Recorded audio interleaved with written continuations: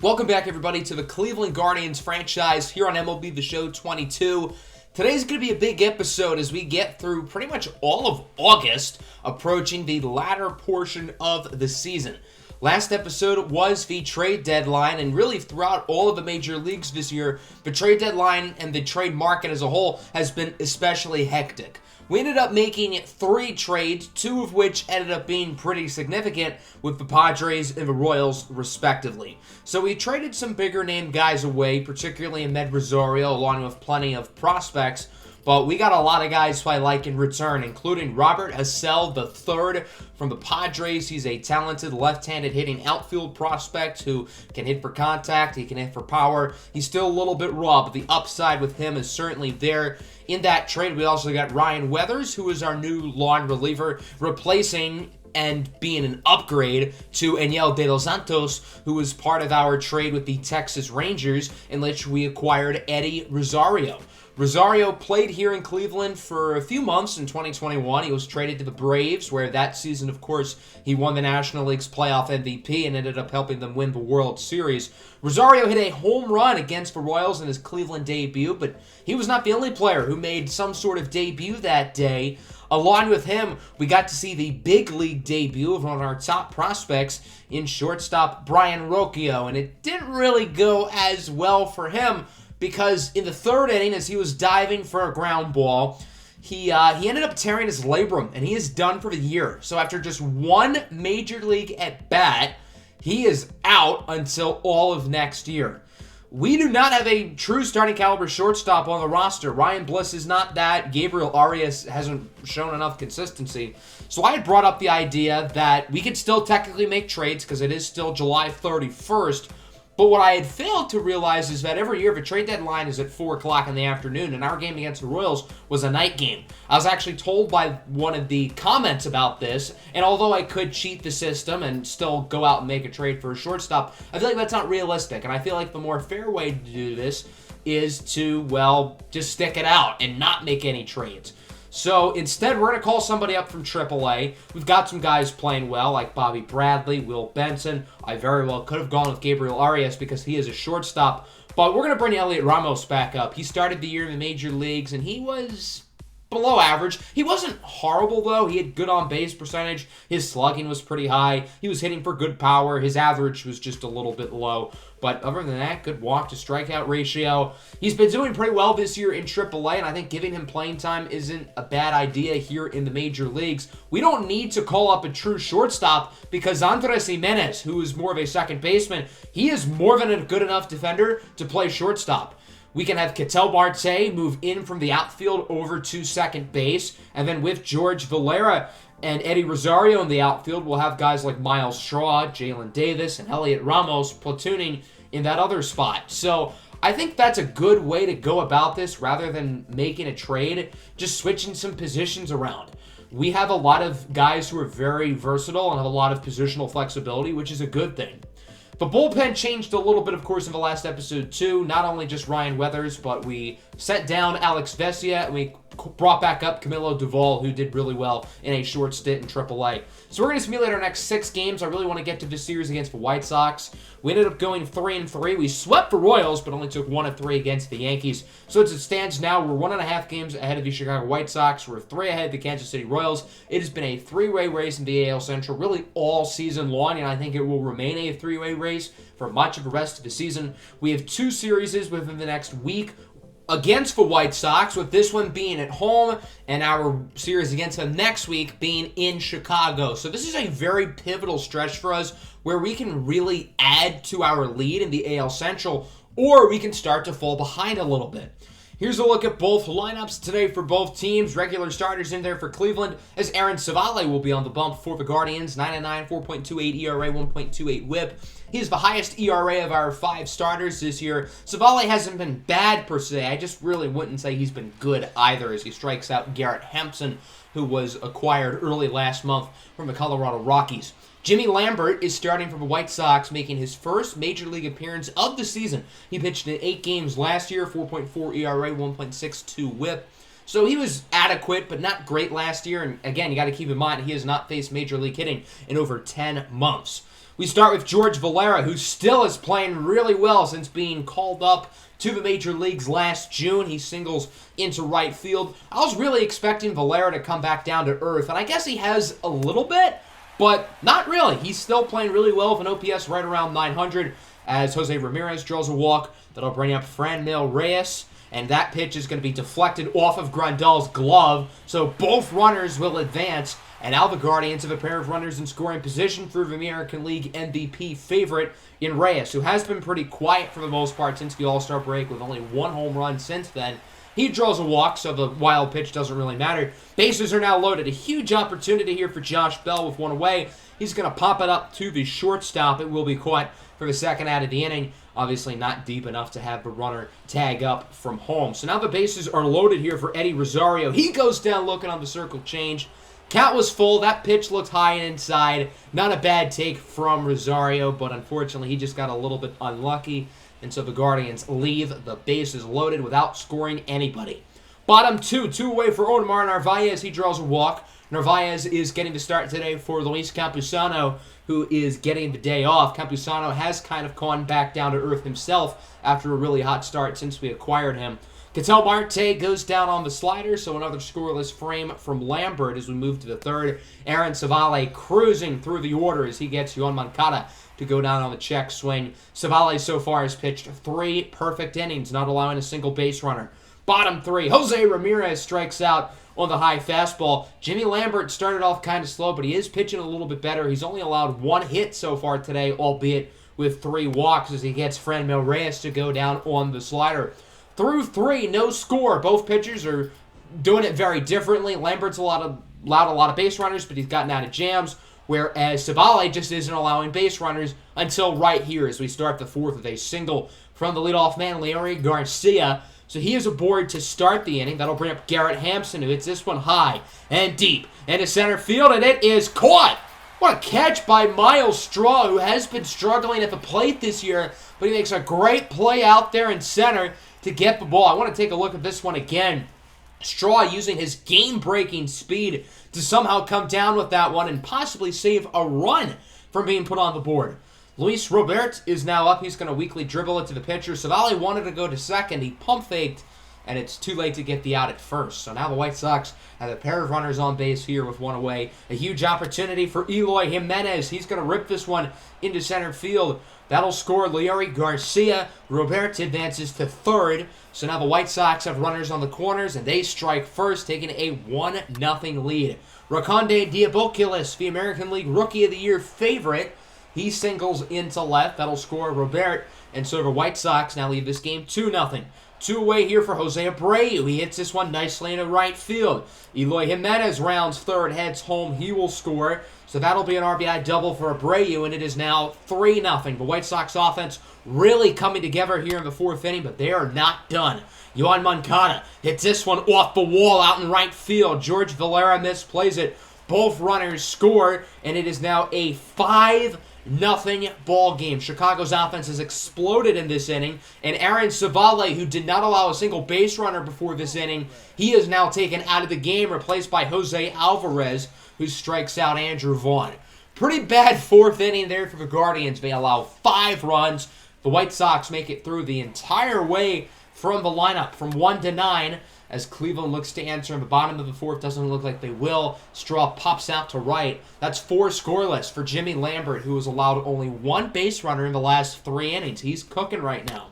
You know who else is cooking? The entire Chicago offense. With 1 away, Garrett Hampson homers into deep left field. A no-doubter for Hampson, and the White Sox extend their lead as it is now 6-0. The following batter, Luis Robert, hits a bomb into deep left field, and it is now 7-0. So maybe it's not a pitching issue. Maybe it's just that Chicago's offense is unbelievable. But with that, Jose Alvarez is taken out of the game. He'll be replaced by Camilo Duvall, who's been pitching pretty well since he was recalled up from AAA. He would make it through the inning, no problem, getting the final 2 outs retired. The White Sox had 2 more here in the 5th off of back-to-back home runs from Hampson and Robert, and so it is 7-0. Cleveland still only has one hit until right here. That one goes in the gap from Andres Jimenez, who's now the full-time, everyday starting shortstop going forward, with Ahmed Rosario being traded and Brian Rocchio being injured. He hits his 16th double of the season. That'll bring up Omar Narvaez, who hits this one high and deep. And a straightaway center. Robert chases after it. He does not make the play. That one just barely stays in the ballpark. It'll be a double for Narvaez. Jimenez says, screw it. Why not go home? And he is safe. Great hustle for Andres Jimenez. And the Guardians are on the board. It's now 7-1. Don't look now, kids, but Cleveland is trying to make a comeback. Ketel Marte draws a walk. Although the Guardians have had trouble getting base hits, their approach to the plate has been great. Their discipline today has been phenomenal. There's another walk for George Valera, so the bases are again loaded. We'll see if they can capitalize this time, and the answer is yes. Jose Ramirez with a grand slam into right center field, and it's now just a 2-run deficit. 7-5 is your score. A salami for Jose Ramirez, clearing the bases, his 28th home run of the season, nearly 430 feet. Everybody at home looking like sitting ducks on the pond as Cleveland drives in 4. From there, Lambert's taken out of the game. He'll be replaced by Kendall Graveman. With one away, he faces off against Josh Bell, who lines this one nicely into right center field. Robert at the track at the wall. It's gone. So the Guardians have scored 6 runs here in the 5th inning, and they are right back in the ball game, only down by 1. Chicago at one point led 7-0. Now it's 7-6, and the base runners are going to keep coming. Eddie Rosario draws a walk. 2 away for Andres Jimenez, who started the inning. He will pop out to center, caught by Robert. But nonetheless, a great inning for Cleveland. They are back in it, only down by 1. Camilo Duvall goes 1-2-3 in the 6th, striking out Yoan Moncada to finish the deal off. 1 2/3 scoreless innings for Camilo Duvall, who is continuing to pitch really well since being recalled up. Joe Kelly on the mound now for the White Sox as he faces off against George Valera with 2 away. And Valera will reach base for a 3rd time today as he singles into center field. That'll bring up Jose Ramirez with the grand slam earlier. He draws a walk, so Ramirez is aboard. 2-1, 2 out. A huge opportunity for the Franimal, Franmil Reyes, and he strikes out on the sinker. So the Guardians aren't going to drive anybody across that inning, and so it remains 7-6, although it does still feel like Cleveland has the momentum right now. Keenan Middleton checks in here in the 7th. His day does not start off very well. Andrew Vaughn, the leadoff man, hits a home run into straightaway center field, and so it is now 8-6. The White Sox doubling their lead. I don't think they're done, though. The following batter, Leury Garcia, hits that one in front of a wall out in left center field. That'll go for a double. So the first 2 batters of the inning are aboard, and now it seems like the White Sox are retaliating. They're trying to answer back. Garrett Hampson tries to lay down the bunt. He's speedy, 94 speed, and he beats out Middleton to first. It's an infield single. So the White Sox start the inning with their first 3 guys aboard, and from there, Middleton is taken out of the game. He does not record a single out and will be replaced by Nick Sandlin. His first batter is Luis Robert. He's going to hit this one off the wall out in left center field. 1 run scores. Hampson rounding 3rd, headed home. The throw from Jimenez is just not in time. 2-run double for Luis Robert. Both earned runs will go against Keenan Middleton, and so it is now 10-6. Eloy Jimenez singles into right field. Robert rounding 3rd. The throw from Valera is offline. Robert is able to score standing up. It's an RBI single for Eloy Jimenez, and so it is now 11-6. The White Sox offense dominating right now here in the 7th. The following batter, Riconde Diaboculis, hits this one into the gap out in right center field. That one will go for a double. Jimenez holds up at 3rd. So now there's 2 runners in scoring position. The White Sox have already scored 4 in this inning. And oh yeah, there's still nobody out. Yasmani Grandal hits this one high, deep. Into right field, Valera at the wall, it's gone. A home run for Yasmani Grandal. It's now 14-6. The White Sox have driven in 7 this inning, and again, there is still nobody out. The Guardians are going to go to their 3rd pitcher of the inning. It's Ryan Weathers, who of course is the long reliever. Cleveland is hoping he can just make it through the rest of the game. As he faces off against Jose Abreu, he flies out into right field. Thank God, it only took 8 batters for somebody to be out. That'll bring up Yoan Moncada, 1-2 pitch. He's going to ground this one down the 3rd base line and fair, so the White Sox are back to getting a bunch of hits. Chicago's offense is completely dominated today. This is an embarrassing performance by the Cleveland pitching staff, minus Camilo Duvall. He had a really good inning in 2/3 as Cleveland's going to force the double play, so at least we get out of the inning, only allowing 7 runs, 3 against Middleton, 4 against Sandlin.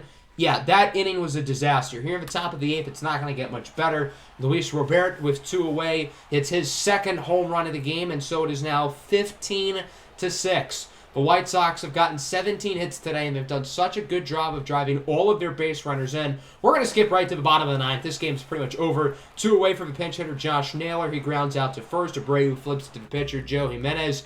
And the White Sox dominate this game, taking it home 15-6. 17 hits for them, no walks. So they only had 17 guys on base, and they drove in 15. That is clutch hitting right there.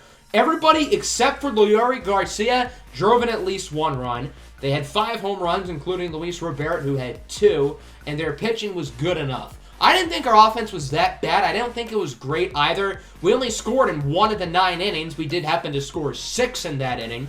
We didn't hit the ball great, only 7 hits, but we drew 9 walks. Again, I think our approach and our discipline at the plate was really good. We had 16 base runners, which is just 1 less than the White Sox did. We just couldn't drive them all in other than that 5th inning. So we're now only half a game ahead of Chicago here for the AL Central lead, as we're going to simulate our next 8 games, 5 of which are against Chicago. So this is a very important stretch we've got here. We got to do well. I would love to go at least 3-2 in those 5 games against Chicago, and hopefully we can perform well against Minnesota. So we ended up winning the homestand against Chicago, taking the last 2. We won 2 in Minnesota, but we then got swept by the White Sox. So after all that, we're still half a game ahead of them. The Royals are playing quite well. They're only 1.5 behind us now. As it stands, the White Sox are 3 games back of the second wild card spot. So that means we're 2.5 behind the second wild card spot. So that tells me if we don't win the division, there's a good shot we don't make the playoffs. So long story short, let's try to win the division here, please. We're going to hop into this game against the Astros. I picked this one specifically because it was a really good pitching matchup between Shane Bieber and Jose Urquidy, who are both having phenomenal seasons this year. The Astros are one of our bigger competitions for the wild card. They are currently the #1 wild card in the American League. I find it unlikely that we're going to pass them, but I suppose it is possible as we look at both lineups for each squad. Here is Shane Bieber, who hasn't been all that great since the All-Star break, but he is still having a very good season, certainly in the Cy Young conversation, as he faces off against Isaiah Kiner-Falefa. He's going to strike out that one in the dirt. Campusano quickly picks it up, gets it over to first for the out. Good inning for Bieber. Here's Jose Urquidy, 2.54 ERA, .96 whip. He has been phenomenal for the Astros, who are rocking their City Connect jerseys. I figured, why not? They're good-looking jerseys. So here's George Valera, who's going to lead the game off. He's going to single into left field. I want to try Valera as our leadoff hitter because I don't really want Ketel Marte to lead off anymore because Marte's actually been doing really well since the All-Star break, so I want him a little bit lower in the lineup. With 1 away, it's Jose Ramirez, and that one is gone. 2-run homer for Jose Ramirez, and so the Cleveland Guardians make it 2-0. Jose Ramirez has had a great episode today, as that's his 29th home run of the season. Top 2, the Astros looking to respond, and they do. Jose Altuve is up, and all 5'6" of him was able to get into that pitch. Solo home run for Altuve, and it's now 2-1. Whenever I make an Astros trash can banging joke, people seem to get mad, so I'm not going to make the joke, but just know I want to.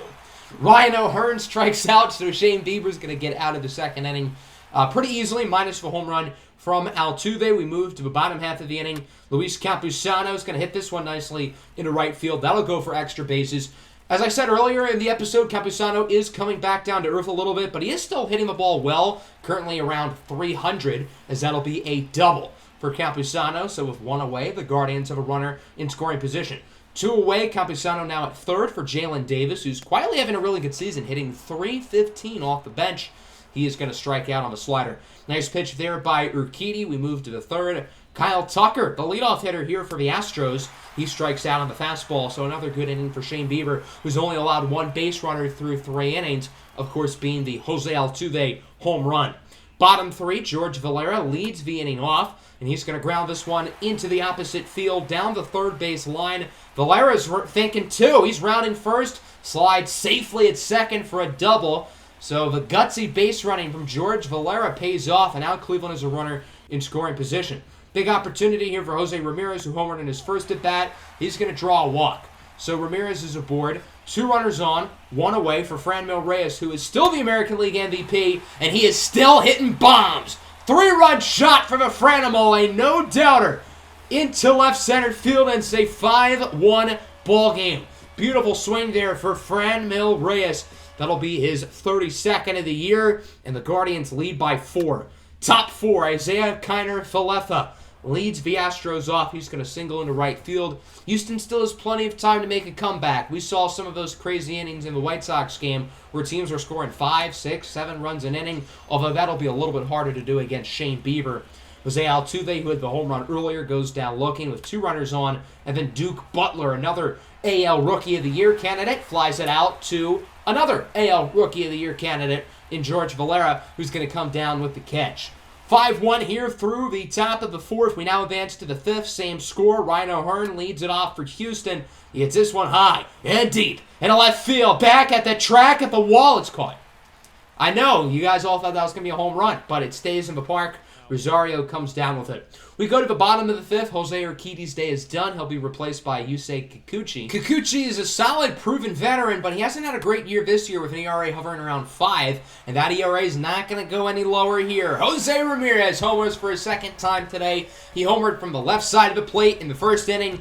Now he homers from the right side of the plate here in the 5th inning. That's his 30th of the year, and it is now a 6-1 ball game.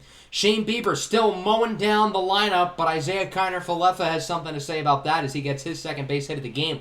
Rounding first, headed to second. The throw from Davis is just not in time. It'll be a 1-out double for Isaiah Kiner-Falefa. We'll see if the Astros can drive him in with the meat of the lineup due up. 2 away here for Altuve. He's going to pop this one into foul territory. Jalen Davis will come in to make the play. 6 innings, 1 earned run for Shane Bieber. He's not showing any signs of slowing down. I think Cleveland's hoping for at least 1 more inning out of him. We go to the bottom of the 6th. Yusei Kikuchi still on the mound as he faces off against Andres Jimenez. Little lefty-on-lefty crime, and it's Kikuchi who takes that battle, striking out Jimenez, and it remains 6-1. Into the 7th inning, here's Duke Butler up to the plate. He goes down on the cutter. Shane Bieber over 100 pitches now, but that's not going to stop him. Runner on first, 2 away here for Corey Lee, who's going to pop this one into center. George Valera under it to make the play, and that'll end Shane Bieber's day. Another brilliant performance from our ace. 7 innings, 1 earned run, 4 hits. A great performance for the Shane train as we go to the bottom half of the inning. George Valera, another base hit. All this kid does is rake. In Double-A last year, he mashed. Triple-A this year, he mashed. In the big leagues this year, he is mashing. Ketel Marte draws a walk, so 2 runners are aboard here for Jose Ramirez, who has reached base on all 3 of his at-bats. Going to make it 4 for 4. 2 home runs, 2 walks for J-Ram, and the bases are again loaded for Franmil Reyes. He would be out, and so that brings up Josh Bell. Bell had a bases-loaded opportunity earlier in the episode, which he did not come up clutch in, and again, that is the case as he's going to fly out to center. Let's go to the 8th inning now. Camilo Duvall is in for the Guardians. Look at that ERA, 3.86. He is really playing well since being recalled up. I think it's fair to say he is not headed back down to the minors anytime soon. He's been really, really good these past couple of weeks since August started, which has been great to see. Chas McCormick leads the inning off. That one high and deep and caught by Eddie Rosario. The Astros have had a few go to the warning track today. They've been pretty unlucky with some close calls. Kyle Tucker thought that was a walk. Not so fast, buddy. He goes down looking on the high and inside fastball. Major shout out to Angel Hernandez behind the dish for helping us out there a little bit. James Karinchak looking to finish off the game here in the 9th as he strikes out Yordan Alvarez, who had a surprisingly quiet day. No Clase here for Cleveland since it isn't a save situation. Cleveland is up by 5. The game comes down to Alex Bregman. He strikes out on the 2-seamer. Big win here for Cleveland against one of the best teams in the American League as they defeat the Astros by the final score of 6-1. The offense was again quite good, but the big difference from the first game of the day against the White Sox and this was the pitching. The Astros only had 5 base runners all day. Shane Bieber was phenomenal, and then the bullpen did not allow any base runners. Camilo Duvall and James Karinchak both shut the door. Jose Urquidy gets the loss, 4 innings, 5 earned runs, not his best day. George Valera had 3 hits. Jose Ramirez was phenomenal. He went 2 for 2 with 2 home runs, 1 from the left side, 1 from the right side, and he also drew 2 walks. Franmil Reyes also had a big 3-run homer in the 3rd, which kind of got the game out of hand, and the Astros were never really able to come back. So we're going to simulate the rest of August. We've got 4 tough games at home against the Astros and the Padres, 3 in Seattle, the Mariners are pretty good, and 3 at home against the Oakland Athletics. They are the worst team in baseball, so we should have no problems beating them. We split with the Astros, we swept the Padres, we got swept by the Mariners, and then we swept the Oakland Athletics. So we are 74-61 with 1 month to go, and after what has been a pretty interesting month of August, after all of that, the AL Central standings really have not changed that much. As you'll see here in a second, we are still in first place, but only by 1 game against the White Sox and 3.5 by the Royals. So really through that entire month of August, nothing really changed. The White Sox are 3.5 behind the second wild card, which means we are 2.5 behind the second wild card. So again, our best chance of making the playoffs is winning the division, and if we don't win the division, well, we probably won't make the playoffs. We're going to go through the start of September in the next episode. We'll also be able to call up 2 players from the minor leagues because we're going to need 28 players on the active roster. So that's going to end the episode. I hope everybody enjoyed. Make sure to hit the like button and subscribe to the channel if you are new. Peace out.